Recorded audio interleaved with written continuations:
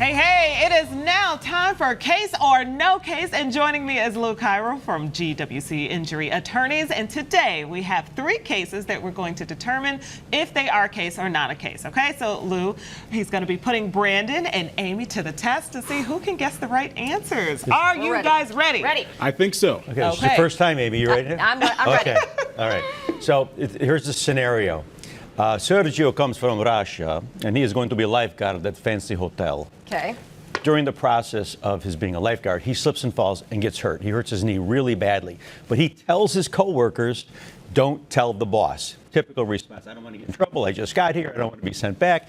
So don't tell anybody. And he gets his medical treatment, and about 2 months later, the doctor says he actually needs surgery. So they're at the end of the summer party at the hotel, and they tell the hotel director, Sergio got hurt, here's all the witnesses, and the hotel director says cocktails on behalf of the hotel, but Sergio, you have no case because you didn't tell me in time.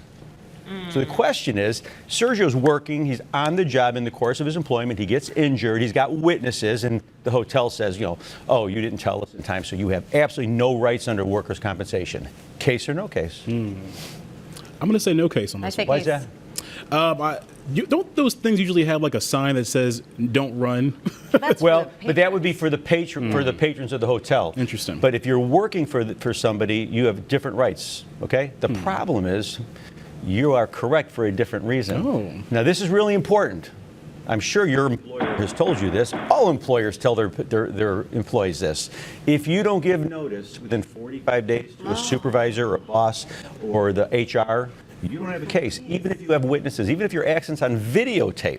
Wow. Really? So the rule is if you get hurt, you got to give notice, and you got to do it within 45 days. And if you don't, you're SOL. Okay, Brandon won. Amy? We're keeping score? Okay. Yeah, we're keeping score. Okay, we got Boy. 2 more to get through, so let's keep it moving. The next is about Sergio's surgery. Right, so Sergio does have insurance, so he has to have surgery on the knee.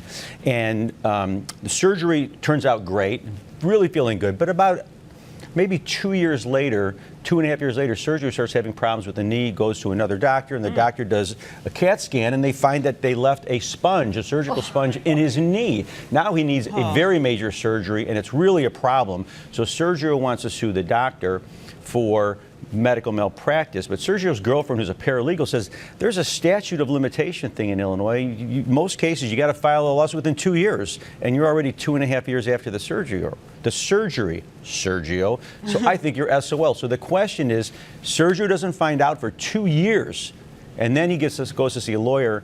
Does he have a case against the doctor for medical malpractice, or is there a statute of limitation? No, it's totally a case. It has to be a case. I'm going to say case. Because he wasn't notified of the injury during that time period. He had to actually go to the doctor first, and if the complications didn't show up within that grace period, then I think he would still have a case. Right? What do you think? That's what I would think. I would think you still need to be accountable for what happened here, whether it was 2 years or not. And I feel like the statute of limitations would be a little bit longer than 2 years. Yeah. Well, here's the interesting thing. In medical malpractice, the statute of limitation doesn't run until you know or have reason to know you have a case. So you're both right. Woo. However, there's a 4-year maximum.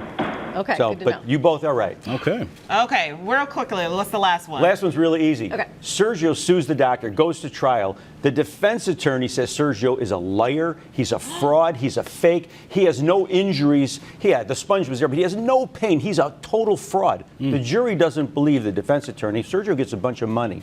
Then he sues the lawyer to say, you defamed me in court. You said negative things. You said untruths. I lost my job as a result of it. Can Sergio sue the lawyer for his defamation in court? I say no case because it's in court, so it's allowed as testimony. What are you, a lawyer?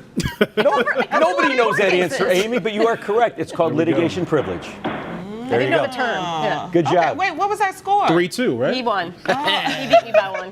But we're all You guys winners are so today. silly. We're all winners. Everyone's a winner on this show, though. Yeah, because we're not Sergio. All right, so thank you so much for joining us. We My appreciate pleasure. it. All right, for more information, just head to gwclaw.com. Lou Cairo and his team has you covered.